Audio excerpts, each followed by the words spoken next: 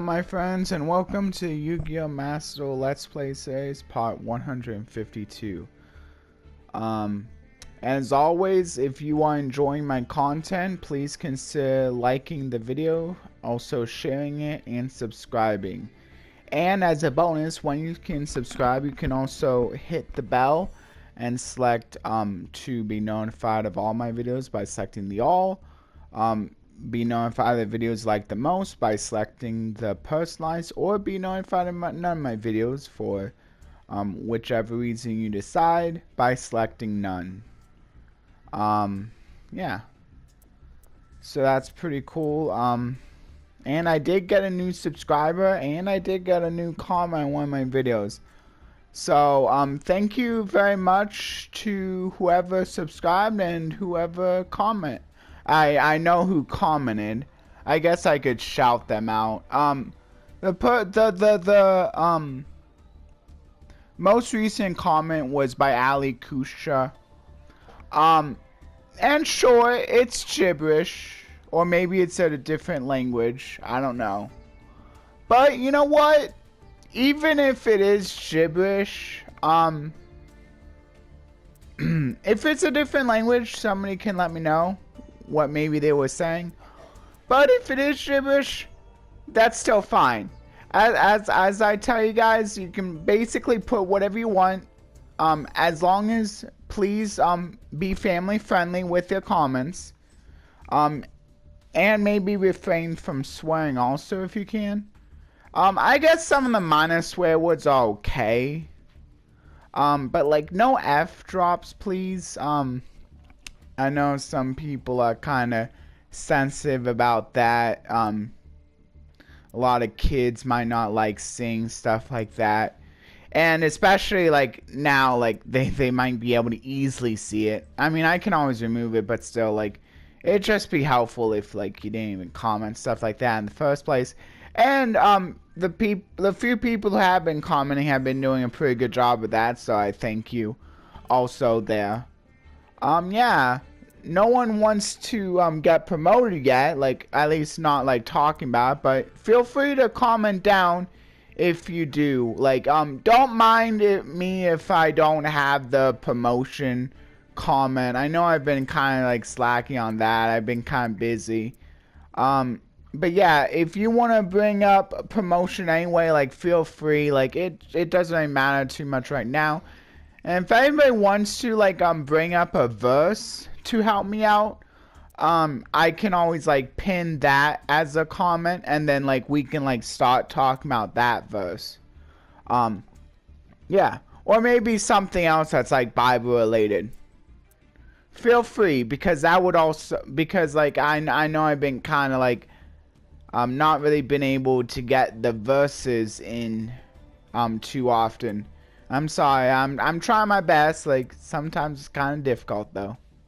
But yeah. So just to let you guys know, I'm totally fine with it. I will pin if someone does want to put down something Bible related, and want to start a discussion with that. That's totally fine. Anyway, let's get into the news here. First of all, Duelist Cup rankings. This is how you can like see. Yeah, the cool thing about the rankings, even if like you're not actually ranked high, like if you don't care about yourself, like there's still some use in this. I can't really see it because I'm not switching into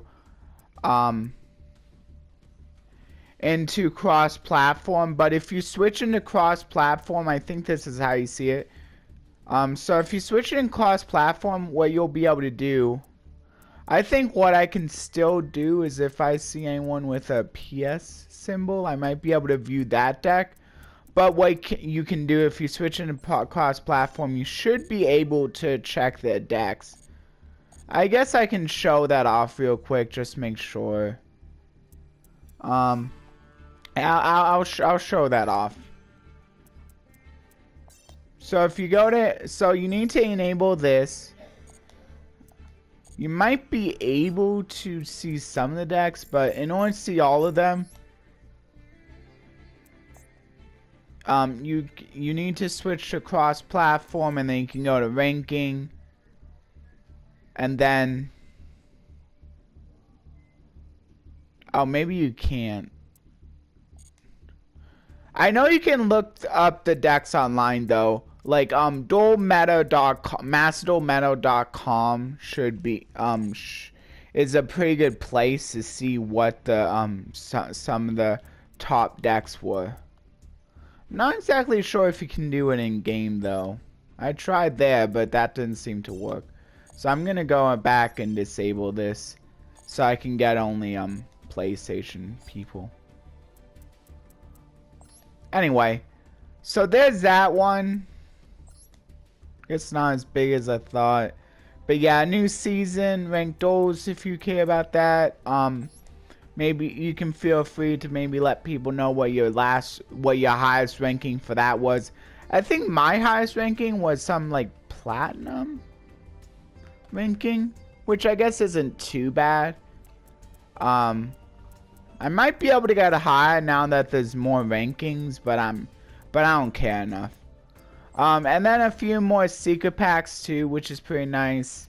This one has Zero Boars, which is a pretty good monster for banish decks, I would say, as long as they can like bring it out.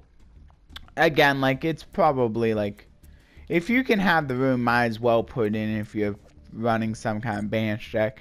Pretty good with Metaphys, maybe Sword Soul. Decks that kind of like having their monsters banished for whatever reason. And it also can banish your opponent's monsters as a bonus. But don't really think about like that's why I'm running it. It might also go pretty well alongside the Goaties, so maybe have both secret packs if you want to get the Zobos and the Goaties. Because Goaties kind of like banishment too. Oh yeah, and Ice Shade's also like another Warlock type.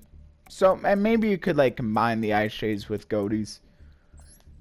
But Goaties are pretty good, I think, pure too. Not bad. Oh yeah, and then some accessories, some new accessories. So this one, you can feel free, I guess I'll read them. A protector depicting a popular streamer dressed as an adorable ghost. For those who want to channel the kawaii energy, yeah, they're basically posing as streamers in order to like somehow, I guess, gain access into people's private data in order to like steal the money, I guess. I think that's the story. And then of course a few like cool like different like spooky stuff as well. This would be good to have for like next Halloween, like since Halloween's kind of over, like not as good. Like it would have been nice if they would have like put these out a little sooner. But I think they, oh, I guess they did put them out. They put these out October 30th. So maybe they did put them out October 30th.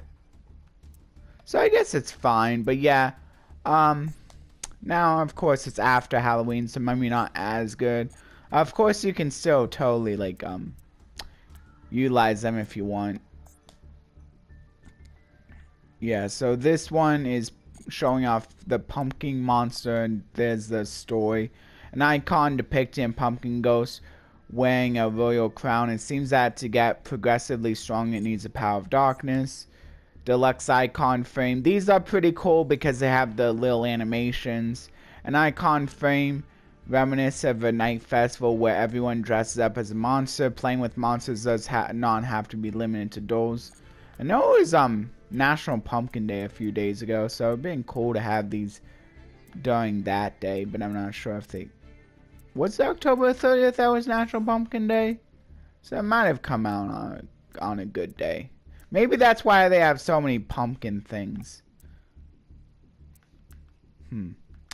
Anyway, yeah, and then you could like just like at least these all share a theme. So if you really wanted to like go full pumpkin, you could like just have all of these because they're like connected to 3 different areas.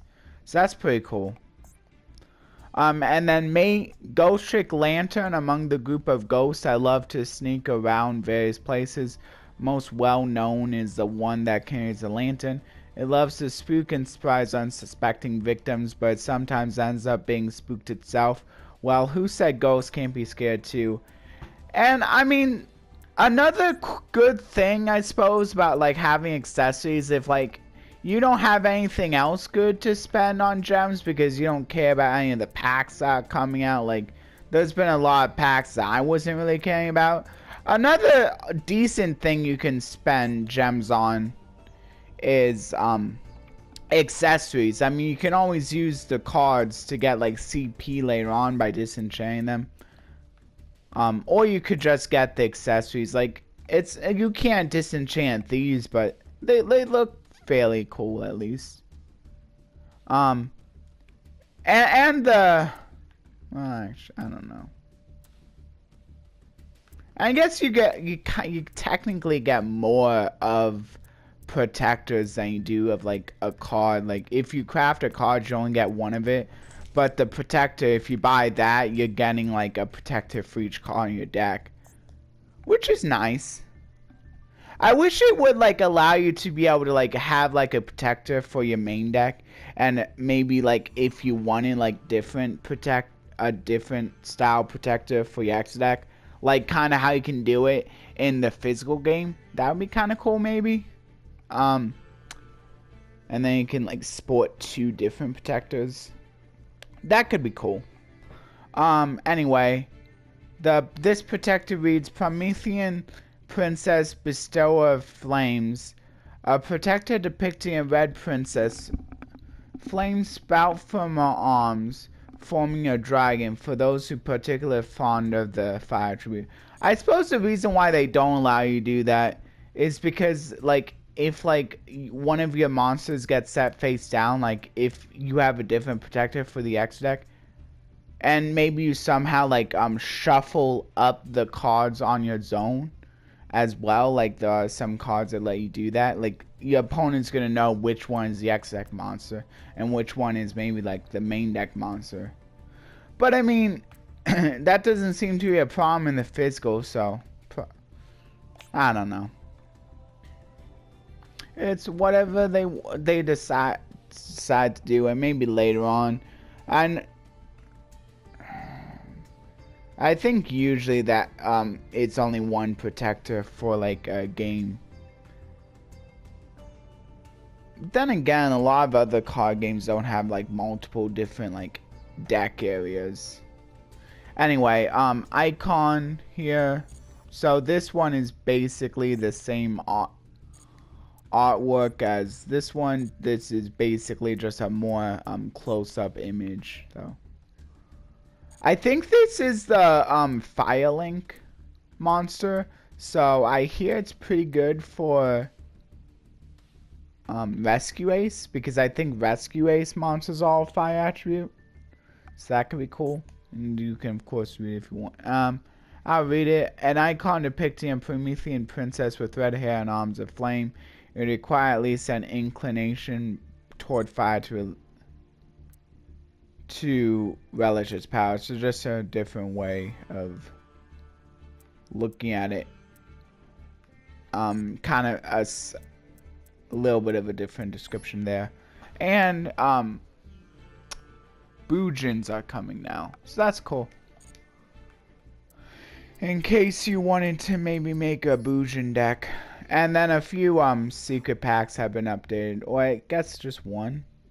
So if you were, so you can, so in case you were thinking of, so now you don't actually need to unlock the secret pack, because once it updates, it should come to a shop. I'm almost positive. Yeah, so there's a new secret pack coming. So you have time before it ends to like open packs without needing to like craft a card. So that's pretty cool. And then a little bit of maintenance notice. I'm not sure if I think that might have already come though. There's that. Yeah, I'm gonna go into a Duel Live real quick to show you how I do the mission. and because I need to get this mission done anyway.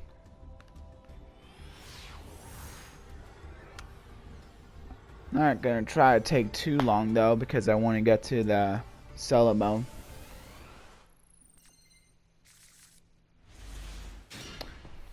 I decided to read the first Goosebumps book again, and I noticed a few differences. There's actually quite a lot of differences between Welcome to Dead House the book and Welcome to Dead House the series.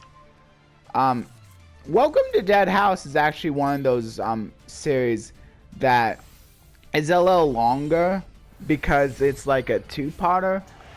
So that's pretty cool. But yeah, it's definitely a lot different. Like, I guess, I don't know if I should be saying spoilers or not, but like, it's a really old show, so I think it should be fine. But just in case, know that like spoilers are here, so maybe just like skip until I'm done talking about it. I guess I can like, by the time this duel ends, I'll be done talking about it. Have so cool that we're seeing sprites, like, since I'm still playing the sprite deck. So that's cool. Anyway, so that I can get done talking about it.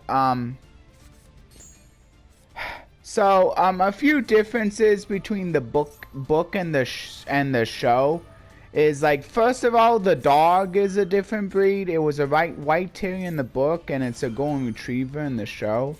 But I think they did that because like, the golden retriever is kind of like the dog mascot for Goosebumps, at least for the series. Oh man, I didn't realize it would end this quick. Well, but okay, well, I'll still talk about it until I go into the solo mode gate. So a few other differences. The zombies were a lot more aggressive in the series, which I guess makes sense because, like, usually they like to exaggerate a lot more when it comes to the actual series to, like, raise tensions a little bit more. Also, it's interesting that, like, they didn't even see the gravestones. Like, they found out about, like, they didn't even know they were dead until, like, I guess the people just made it obvious by, like, talking about how they needed some new blood. Also, she didn't have the dream. She had a different dream. Like, the dream in the series was that a girl was she just saw a girl that was that was like a zombie, like or Walking Dead. And then in the book, it was that, like, all of the family was at the dinner table, but they were all, like, skeletons, I guess, or something, or like the skin was falling off, like, and then her friend. I'm not sure if they changed her friend's name in the episode or not from the book. But her friend was knocking at the door. But, like, she was trying to answer it, but she, like, was preoccupied with eating the bones that was set aside, so kind of like a premonition, I guess, in a way. But yeah. So yeah, pretty interesting. And they also didn't go to a cemetery at night. They went during the day. And also, like, we didn't even see that amphitheater that was being shown in the book. It was the main part, the main climax was being taken place in the house. And so the Walking Dead, those Walking Dead people, those Darkfall residents, also died a different way. Well, not exactly died, but, like, I think they kind of also, like, in the book they kind of all, like, supposedly died, but then maybe somehow that Compton Dawes came back, and then a new family showed up, but there was no new family that showed up in the actual episode.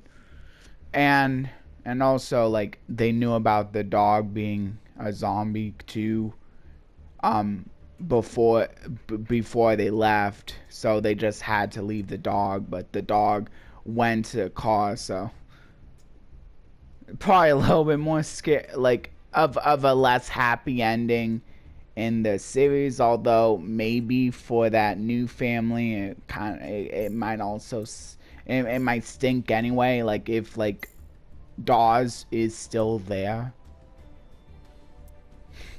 I don't know. Yeah, but like some of the main differences there. I mean, it's still pretty interesting, but I guess it's always kind of interesting, like that there can be so many differences. There's quite a few differences for this. Yeah, so like this kind of makes me wonder like what the differences could be with some of these other books. So I've been wanting to just like read and then watch the episode to see like what kind of differences there are, because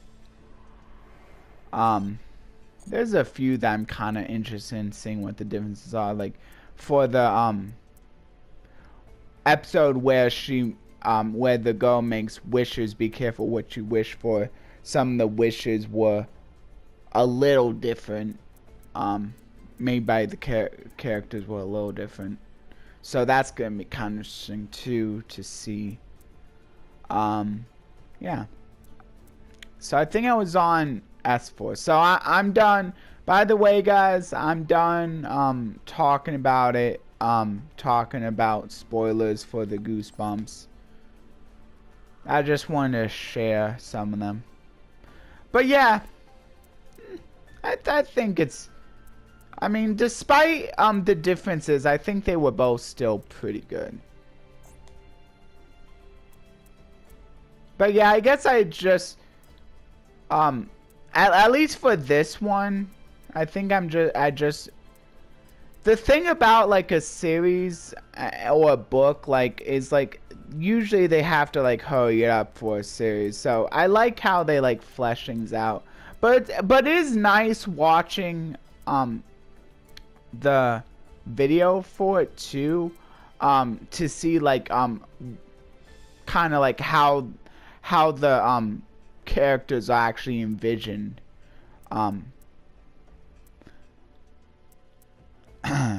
Just because it might not be super easy to tell like just through descriptions alone. Anyway, I guess that's why comics may be cool, because you kind of get the best of both worlds for comics. And then they don't have to spend as much time talking about like the way these characters look. I don't know. Anyway, let's go and get into this duel. So it looks like I'm getting the S-Force just by icon. Pretty cool. So this is the leader of the S-Force. His true intention in creating this grand organization may be tightly concealed, much like the massive suit that hides his face. I think I'm just gonna do this. And then I'm gonna like open some packs. I don't want to spend too much time, and I spent quite a bit of time talking about different things, but I still think it was interesting enough. So anyway, just to as a summary, looks like my opponent's playing Go-Yo Guardian, so maybe they're playing a few other Go-Yo monsters as well. But yeah, I just basically want to try to keep the attack down, like especially in the face of Go-Yo Guardian, because it can actually like, or is the Go-Yo Guardian the one that just simply has high attack? Which one is Go-Yo Guardian? Is that the one that can steal stuff?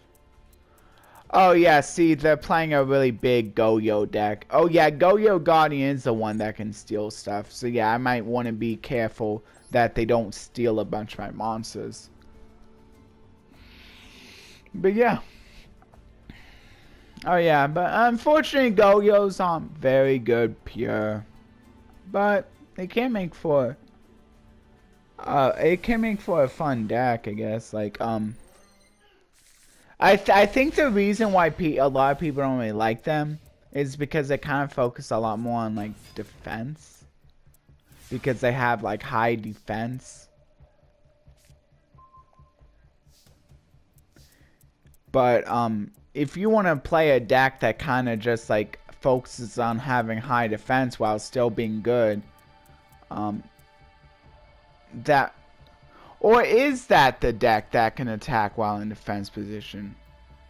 Maybe that is the deck that can attack while in defense position. Maybe it is. It could be a different deck though.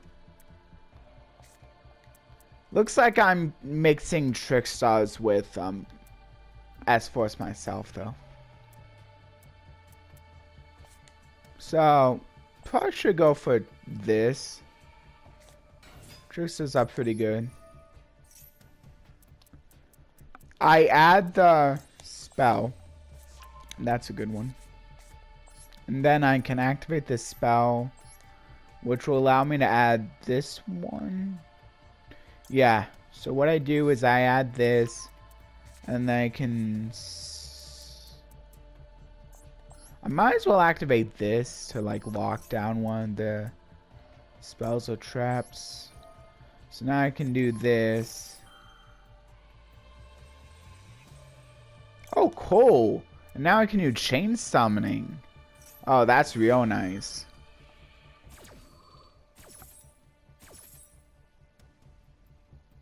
So now I can put this in attack. Lock one down. Is this not once per turn? Wow, that's not a once per turn. That's crazy. None of these effects are once per turn. That's really cool.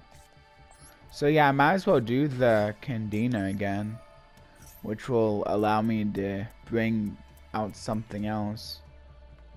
Is this not even a once per turn? Whoa.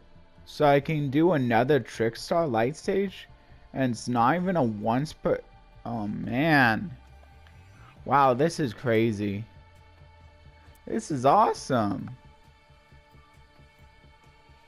And she can add herself too.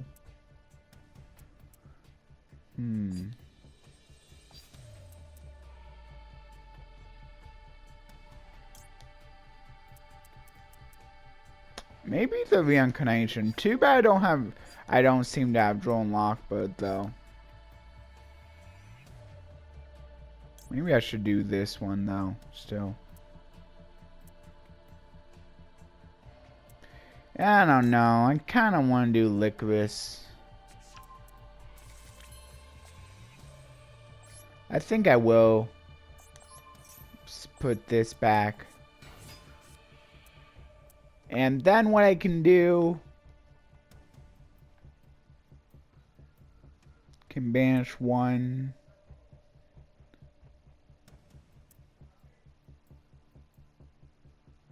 Yeah, I'll go ahead and do this one. So now I can... I think I'll banish this one. And then I can special summon the one that allows me to special summon an S-Force from my banish zone. That seems good.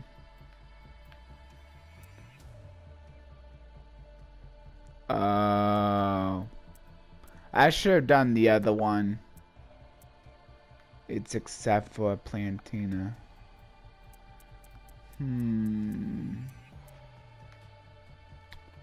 Maybe I should do the one that destroys back row. I don't know if there is one that destroys back row though. Okay, well I'll do this one. And then this will allow me to destroy the monster at least. That's cool. And then I can go for probably a Trickstar. That seems good. Maybe? Maybe not.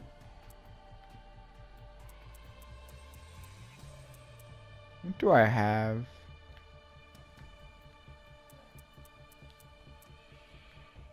Maybe Justify, but I think first... Wait. Yeah, I think Justify. First I'll attack, though.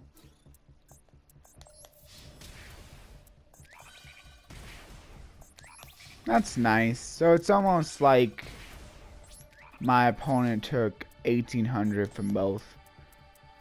Yeah, now I can go for Justify. Justify still seems to be the best option. Oh, I can use... Oh yeah, I forgot I can use Retroactive as them too. So I'll go ahead and put it right here then.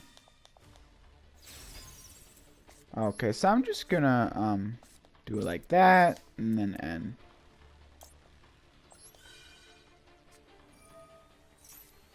Yeah, so now they were forced to activate that. I'll see if my opponent activates it, but they don't. Technically they could though, because it's a quick effect. So I might as well do it now. So I get them to pay the cost. That's fine. Yeah, I might as well move it. So I don't have to though, which is pretty cool. So now I might as well do this because why not? And now I can do the Candina again.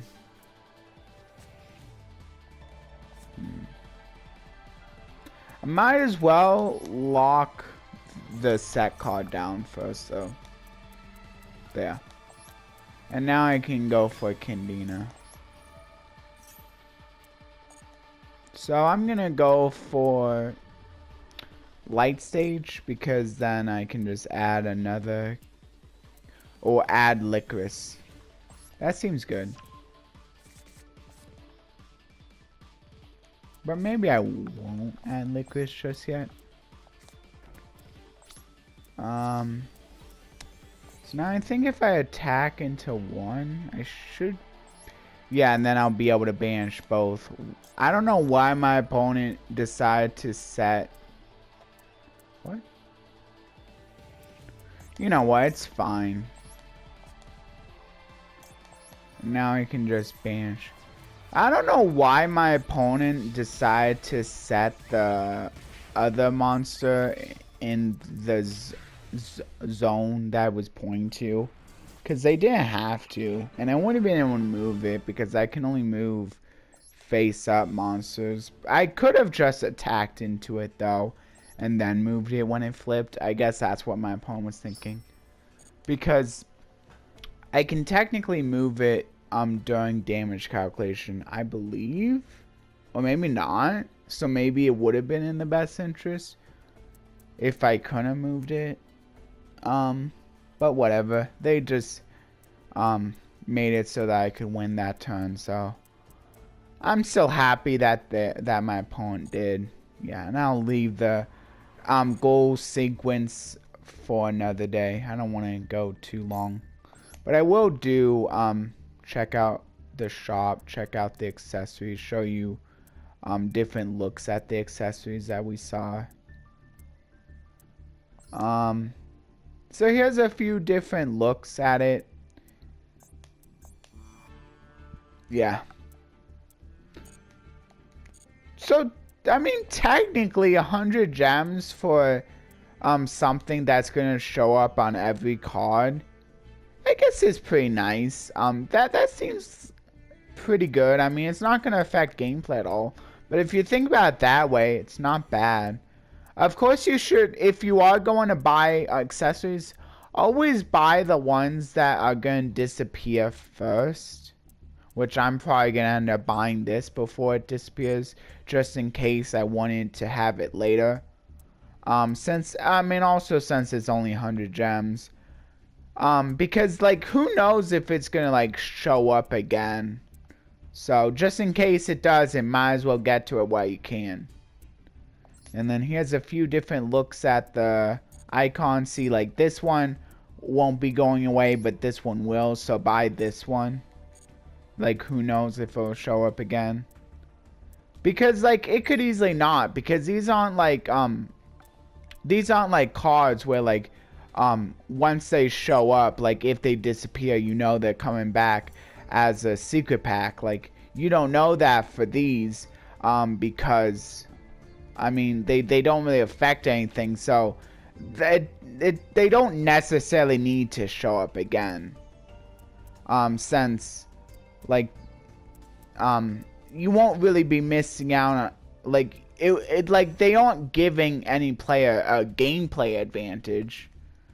I know like in other games like Hearthstone, they like to like keep a few of these in like kind of like limited quantities, like basically once they're gone because they don't affect gameplay. So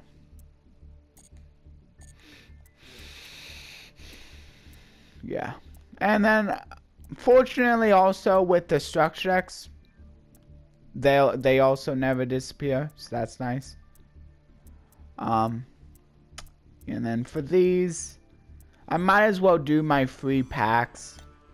I'll probably just do the free packs and I'll be done. Even if I don't care about the cards, I still might as well do the free packs. Because, I mean, it's still free cards. Free cards are nice.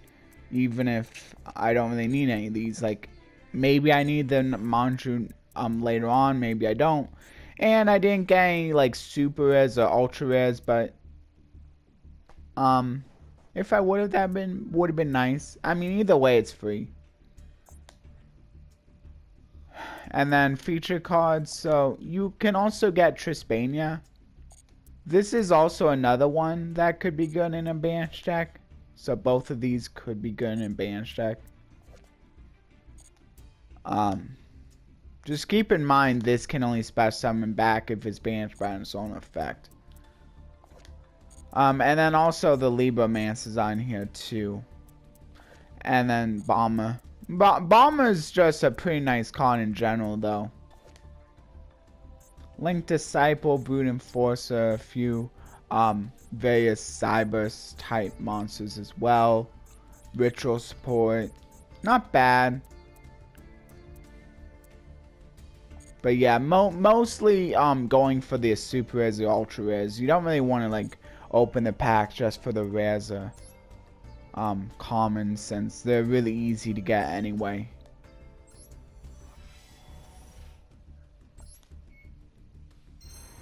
Yeah, see, I got a super rare here that makes a play set.